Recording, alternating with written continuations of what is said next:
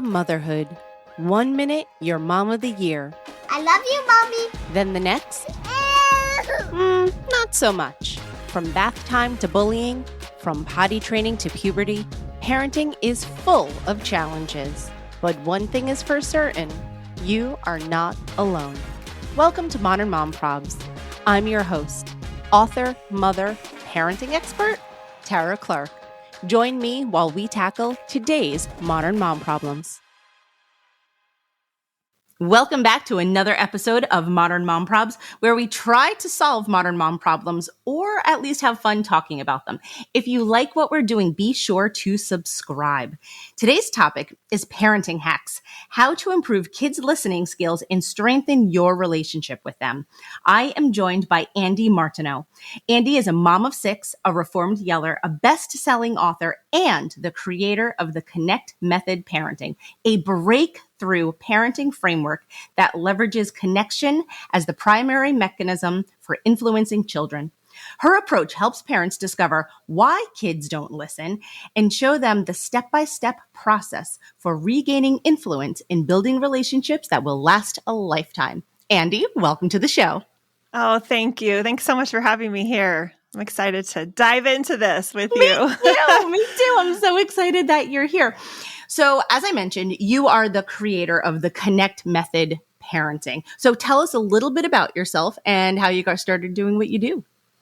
Yeah, just a little bit about me. You said so much, so I'll just keep it short and sweet. Is I have 6 kids and I had them in 8 years, which is really the catalyst to why I created this, because I really struggled with parenting. In fact, I like to say it could all be traced back to this moment. I call it the Great Baby Powder Blizzard of 2006, where my kids, after me having this beautiful morning and I was feeling like I was killing it as a mom, cleaned up breakfast, done the laundry, and then I realized it had been really quiet for a period of time that when you have toddlers in the house, you know, is a sure sign that something has gone amiss. And so I sneak into the playroom, and as I look around the corner, I realize they had gotten a Costco size bottle of baby powder.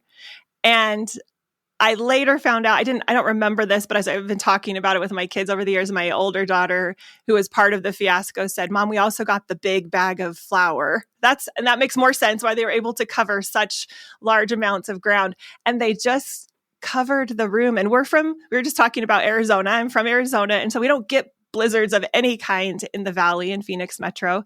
And so it was this blizzard of sorts, the first blizzard I'd ever experienced, but not the kind you want to experience, where everything was just doused. Our electronics were ruined. We had a big bean bag with this perfectly, the microfiber fabric that just clings to everything. And the kids were covered and little snowmen. And I walked in and I lost it like I typically did, yelled, threatened to take away all the toys, punish them, saying, we're going to do extra chores, no TV, and all of the things. And he was 3 or 4 at the time. He's now 19, but he was just this happy-go-lucky child. He always has been. And when I looked at him at first, I could tell he wanted to show me this beautiful creation that they had spent all this time doing.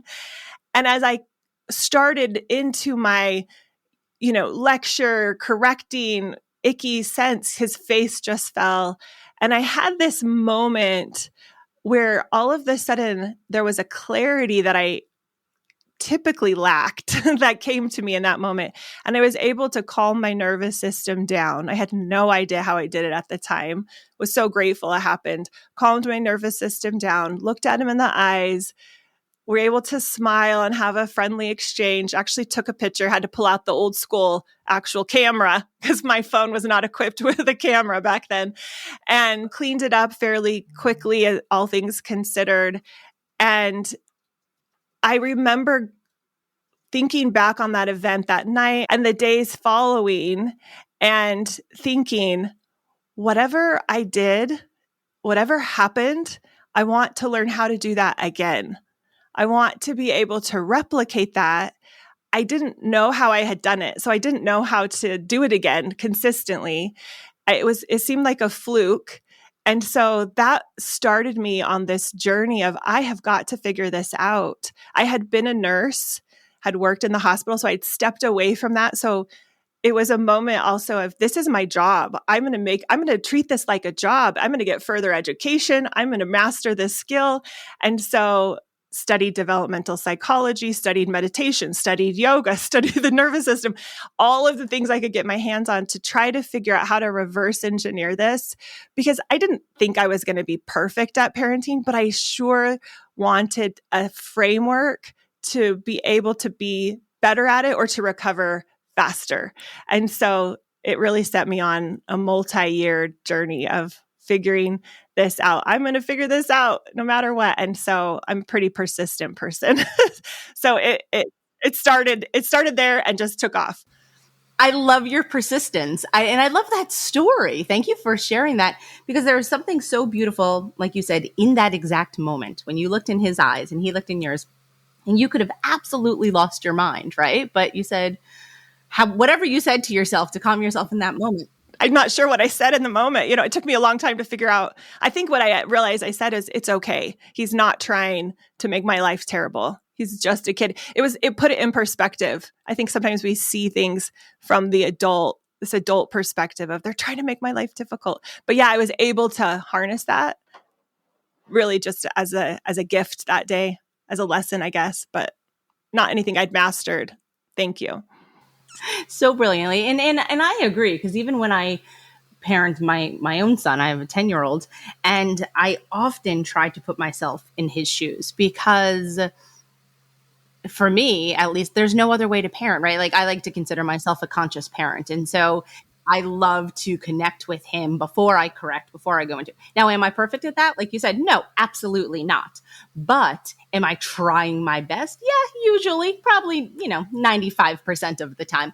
But I'm also not a yeller. But when it must have been maybe 2 or 3, he had some sort of like squishy ball kind of thing that had like water inside. It was actually a tomato. I could actually tell you exactly what it was. It was like this like squishy tomato, and he squeezed it too hard and it exploded everywhere.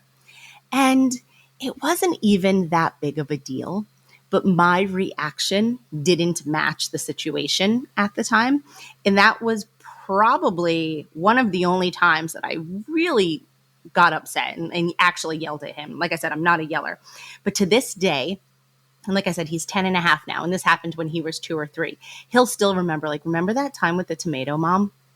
And that broke my heart. And when he had mentioned that to me maybe a couple of years after, maybe he was 5 or something, and it broke my heart. And that to me was my one time, the awakening that I had. And I said, I can't ever have that happen again. Because why should a child remember one instance 5 years after it happened?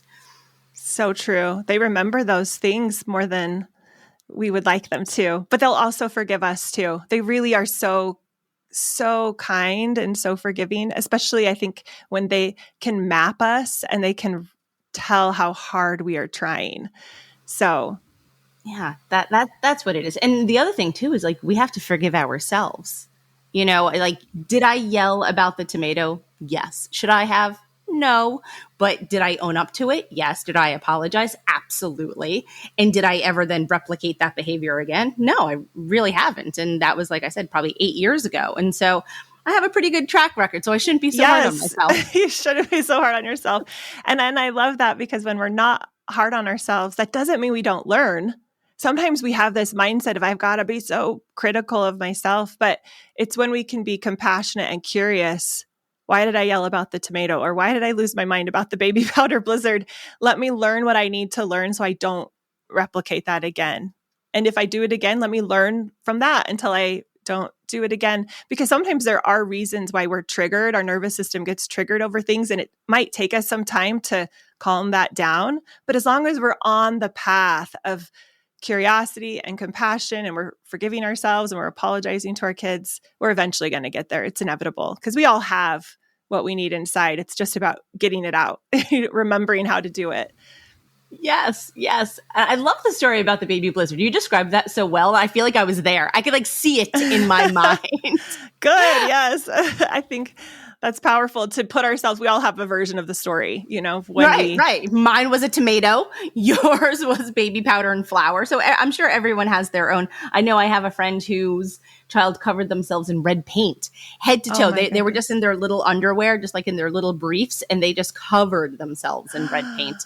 And so for whatever reason, I have a photo of that. I don't know why. So every once in a while, I happen to see it, and I'm like, oh gosh, that's so terrible. Oh yeah, I've heard Desitin, yes, that's another one. Yeah, it's like we're given these all kinds of methods to help wake us up as a parent and say, okay, this may have brought out your worst. How do you not do that again? Or what is there to learn there? Why were you so triggered? It's just powerful to use everything that triggers us as a lesson if we allow it to be a lesson for us. So parenting is good at that, helping us see that. It definitely is. I want to talk about the connect method. Yes. Parenting. So tell us a little bit about it. What is it? What's the foundation fundamentals of it? Yeah. It's about using connection, which is synonymous with relationship. You could use the word attachment, consciousness, but just realizing that as we are humans, whether we're 3-year-old humans or 40-year-old humans, the thing that motivates us the most, that impacts us, that influences us the most is our relationships and our trust and our having other people believe in us. Those relationships and that's the core.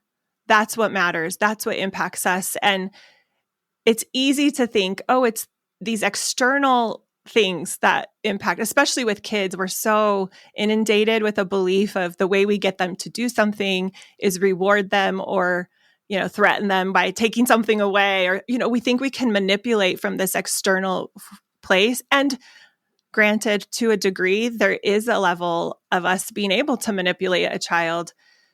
However, it's not going to create the relationship. It's not sustainable. It doesn't light up their intrinsic motivation. So eventually, when they get older, they really want to listen and be a participant in the relationship they have with us and let them open themselves up rather to us being the primary influence in their life, at least when they're a child. But even as adult children, we want them to call us and say, what do you think about this? They may not listen to us, but we want to be a part of that conversation.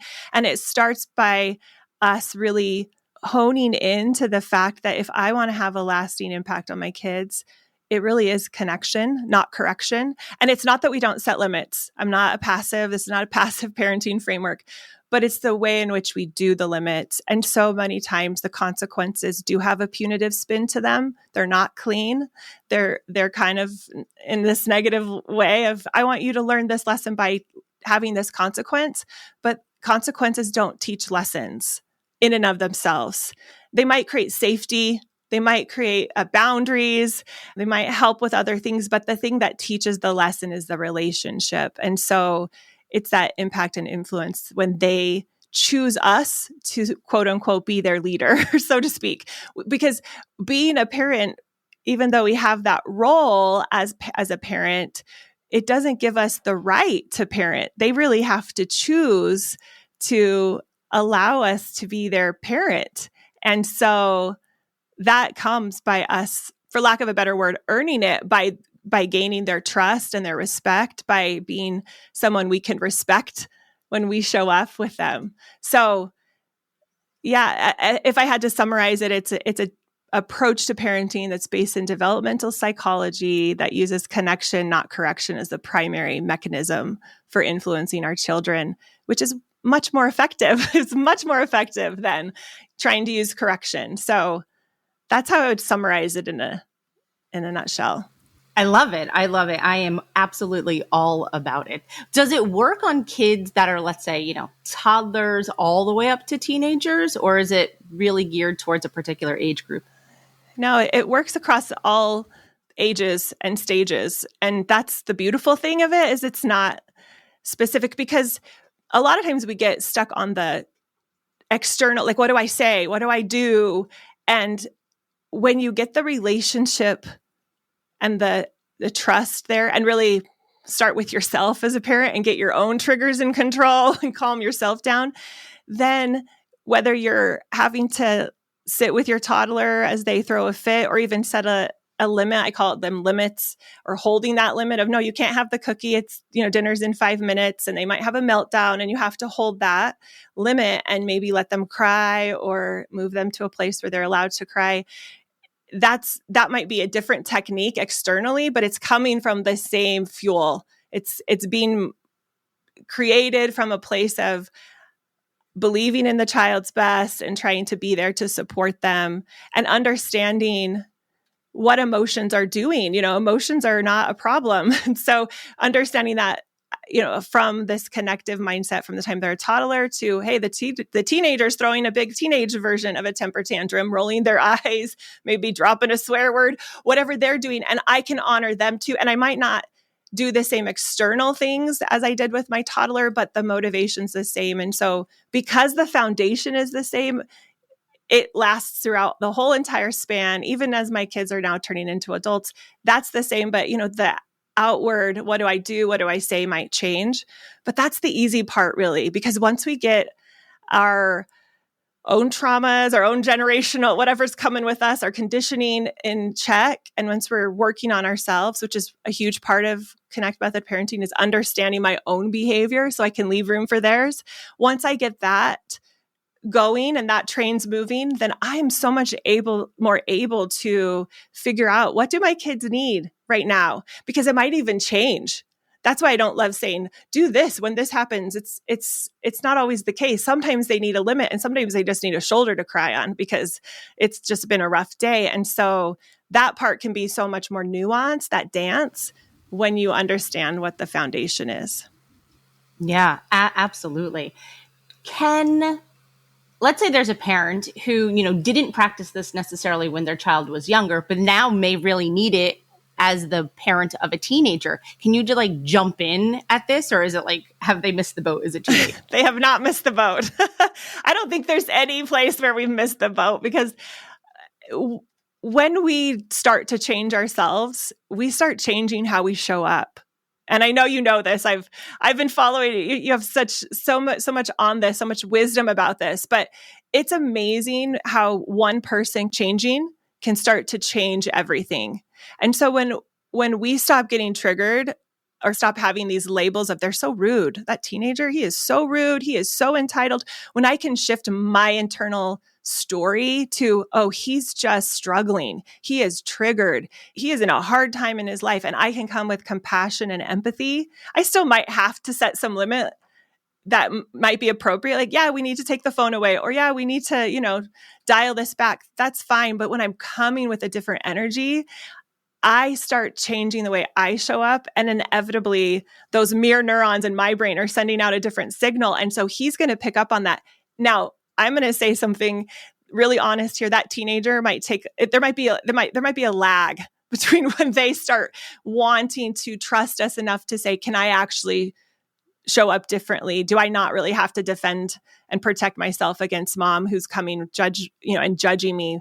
And if we have judged him and been a little bit naggy or harsh for a few years, it might take him a little bit to realize this is for real. Mom has truly changed the way she's seeing me, and for him to, or her to, relax and change the way they interact with us. But it's never too late.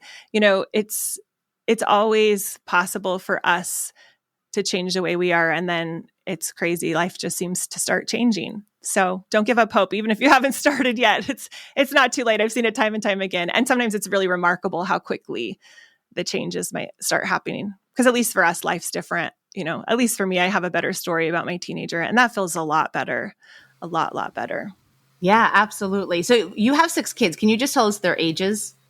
Yeah, my oldest is 23, and then I have a 19-year-old, an 18-year-old. I missed somebody. A 19-year-old. Oh, no, so 23-year-old, 20. I missed my daughter. I was like, I missed somebody. So I have a 23-year-old son, a 20-year-old daughter, a 19-year-old son, an 18-year-old son, a 16-year-old daughter, and a 15-year-old daughter. She just had her birthday yesterday, so everyone just bumped up. Happy birthday to her. Oh, thank you. I know it was a fun day. We celebrated all day. So I'm really in the teenage adult kids now. I feel like we've navigated the tweens and the toddlers so it's fun to see how parenting in some ways changes but stays the same, really.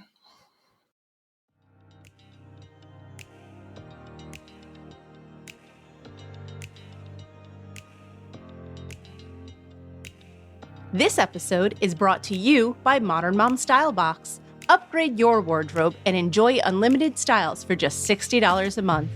Modern Mom Style Box is the first rental clothing subscription designed exclusively for moms and moms-to-be. Get started today with a free trial. Use promo code PTO.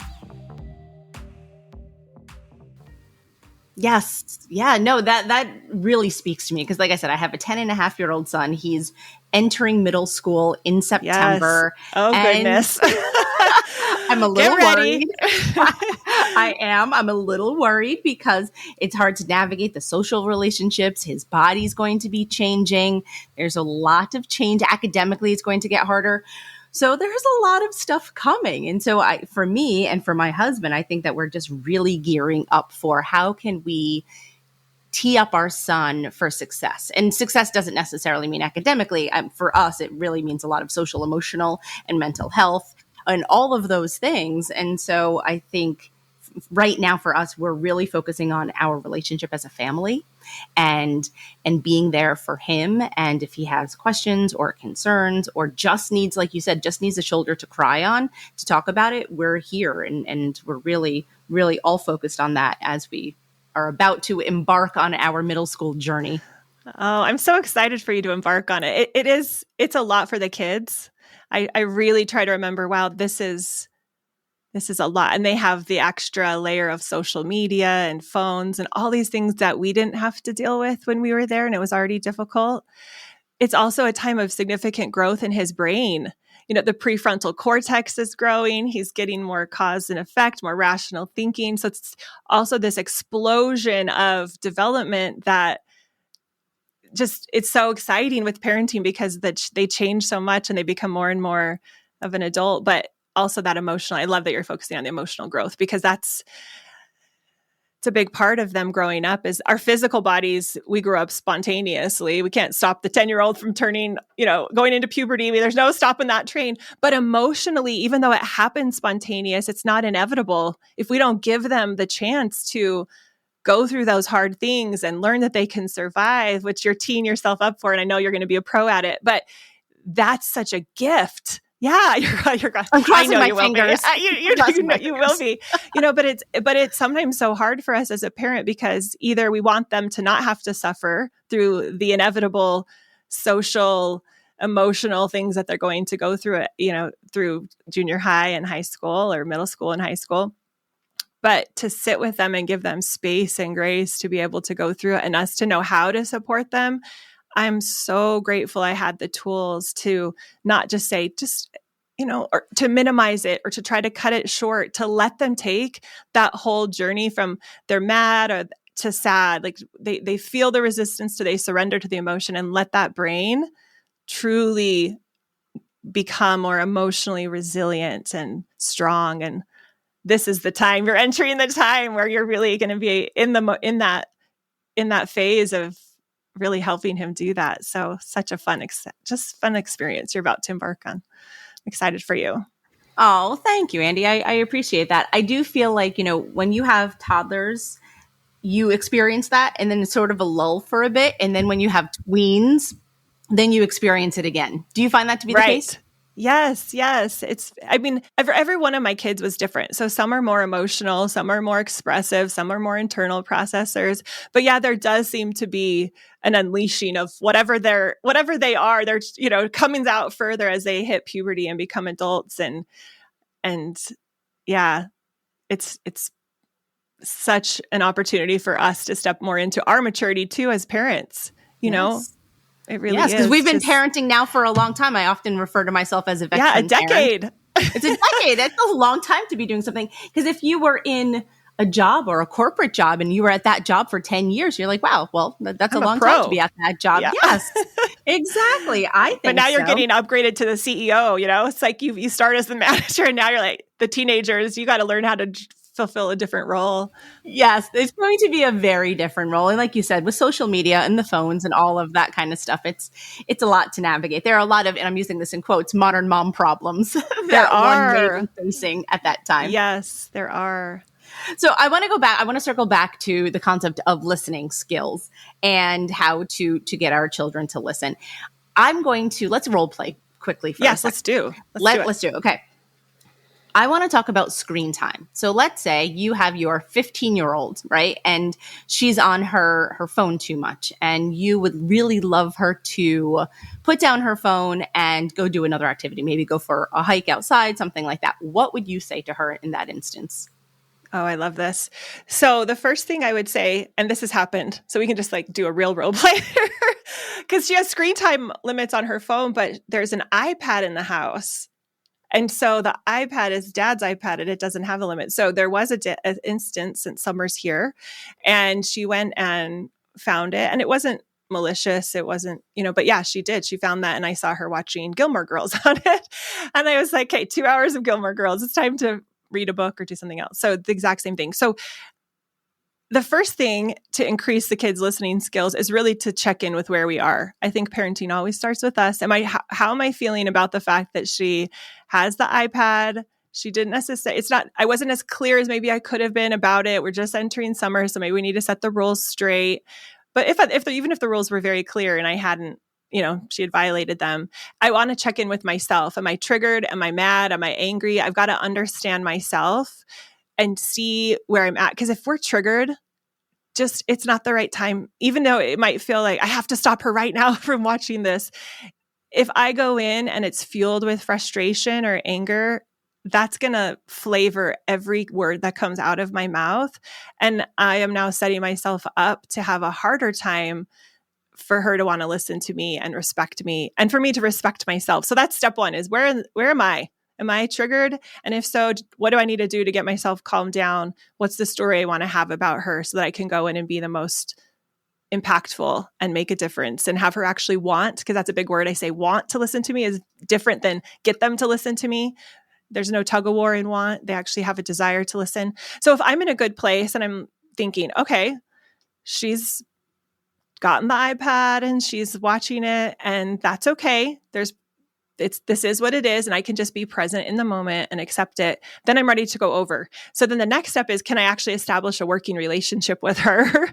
Because we forget this as parents too sometimes. It's really easy to just go in with our agenda and bulldoze and just let them know they've done something wrong, and we're right, and hold this superior point of view. And that doesn't go over so well with us. It doesn't go over well with the kids either. So I want to go over and I want to take a second and see if where we're at with our relationship. So I always come in close. I look at her in the eyes. I'm going to see if she's going to look back at me or not. I'm going to see what her body language is like, if she's turning away from me, if she's not responding. I have three things that I usually am like, okay, these are my three indicators if we have a working relationship. She'll look at me in the eyes. She'll smile if I say something somewhat funny or somewhat engaging, and she'll shrug or nod or do something, some body language. If that's not happening, then I got to stop there, because there's something off with our relationship. It doesn't mean I'm not going to hopefully eventually get to the next step. But if I was going to lunch with a friend and the friend wouldn't look at me in the eyes and turned around weird, I wouldn't just keep talking and pushing what I just wanted to talk about with them. I would realize there's something off here in this relationship. Like, something's not right. Let me address that first. And so same thing with our kids. We have to have that working relationship. So let's say that we didn't get that. I would just keep connecting, try to engage, do something not even necessarily related to the iPad or cutting that off, but just what can I do so that we are have a working relationship. Once I get that established, then I'm able to give her a direction or set a limit. If I haven't been clear with the rule about the iPad, it might just be a direction where it's not, there's nothing other than, hey, me clarifying, hey, I know we weren't clear about this. It's the beginning of summer. Let's just have a conversation. What are going to be the rules? And we go from there. She's a lot more likely to want to listen to me because now I have taken care of my own emotional state. I'm not coming in triggered. I've taken the time to make sure she's actually responding to me. I've been respectful in that way. And now I'm having honest collaboration with her and saying, okay, because she's older, 15, she's able to talk with me in that way. It would be different if the scenario was a toddler, right? But because we're doing a teenager and be able to come to a consensus, she's smart. Our kids know. They know what our rules are. They know what our standards are. They want to do their best. They want to progress. So I always come in assuming she knows what I probably want. She knows what our standards are. I'm not going to come in and talk down to her in that way. I'm just going to have a conversation to up level it. And so those are the beginning things that would allow me to come in to a scenario like that and get my chances of my child wanting to listen to me higher. And the likelihood, if you follow all those things, you're coming in clean, you're making sure things are good between you, and you're having that conversation, it's probably going to turn out much better. And if it doesn't, if she just won't connect with me and she's just turning away, I'm prepared to be in a mindset where I'm not going to explode. I'm not going to just lash out. I'm going to just be like, okay, I'm going to take, maybe I'd say, well, I'm just going to take the iPad away for now since we're, haven't come to a consensus on what that looks like. And we'll circle back when we're both in a good place. When do you think that would be? And I'm able to stay in control because she's not. And so it really is our responsibility as a parent to come in and hold that higher emotional state and the higher intention and the belief so that we can set ourselves up to have our kids say, oh, I choose you. I want to listen to you. You have something worth saying, even if it's not really what they want to hear or the limit they don't really maybe agree with, but they're going to at least engage with us if we're respectful and follow those steps. That's so incredible. I'm so glad you walked us through that. And I'm also really glad that you added that extra part at the end of when it doesn't go well and it doesn't go according to plan. And there, you do need a backup plan because sometimes then they may get dysregulated, right? And so then you have to regulate yourself in order to keep, like you said, the process going. Yeah. You still need to they need cut down on screen time. Right. You still don't want 20 hours of screen time a day, which they might do left to their own devices. So yeah, we have to regulate ourselves because they need us to co-regulate with them, especially at that age. They're really not built. I know you know this, but it's just such a good reminder. I have to remind myself, okay, I am the one that's holding this place so that she can come alongside of me. She's not fully able to do this on her own. So it's my job to come in and hold it. Yeah. Even when she gets dysregulated and is like, Mom, this is so crazy. Nobody else has screen time. Why am I the only one? And I can just sit there and be like, you're right. I get it. That's hard. Yeah. Yeah. Do you think that, to sort of add on to this, do you think that if we as parents aren't setting the clear limits and the clear boundaries, that's where it starts to get muddy? Because if does that make sense? Is that a clear question? If not, I could. Yeah, no, I think that's very clear. Yeah. Well, I mean, if we're not clear ourselves, how in the world would our child know what the boundaries or rules are? It'd be like if we were playing soccer and nobody was quite sure what the rules were. Today, it's okay to touch the ball with your hands, but tomorrow it's not okay. Everyone would be so confused. And I think that can be very problematic. It doesn't mean we need to have a lot of rules. It just means that we need to be clear on the ones that are important to us, and that being consistent helps everybody have a better chance of success. So yeah, I would agree that can be problematic. Yeah, I feel like I'm starting to sense a lot of good C words here. It's like consistency, connection, overcorrection. Yes. Yeah, I say connection over correction. That connection can do what correction never could. Right. So and yeah. Be consistent, right? So consistent, be confident, be calm. Yeah, there are a lot of C words. Throw all the C words into it. It's a Throw lot them of all in. alliteration. I'm all for that. Yeah, whatever helps us remember. I love it. Andee, tell everyone where we can find you online. Yeah, it's just my Instagram is just as my name, Andee Martineau, and that's where I hang out a lot. I have on Facebook too, and under Connect Method Parenting. And then you can always check out my website. I have a free course that people can go through if they want to get a taste of it. I shared a link, but you can find it on my website, connectmethodparenting.com. So come get your feet wet and check it out and see how connection can be your primary mechanism for parenting. You don't need this correction, external stuff. It's all about connection. It is all about connection because at the heart of it, parenting is all about relationships. It is. Yes, it definitely is. And remembering that and understanding, how do I build that relationship? How do I use that in a positive way to help create these dreamy relationships, to have fun with my kids? That's what it's all about. So just remembering the essence of parenting isn't discipline. The essence of parenting is connection. And then everything else just unfolds from there. Yeah. Wonderful. Andee, thanks so much for being here. Thank you for having me. It was so fun to talk about this with you, Tara.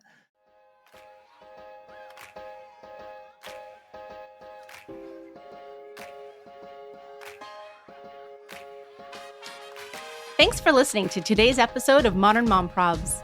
I hope you enjoyed our deep dive in today's problem with me, your host, Tara Clark. Join me next time when I'll be interviewing another great guest and tackling another modern mom problem. If you enjoyed today's episode, please leave us a review and a rating. As always, you could head over to Modern Mom Probs on Instagram and give me a follow, or check out my book, Modern Mom Probs, A Survival Guide for 21st Century Mothers, available online wherever books are sold. Well, that's it for today. See you next time, folks.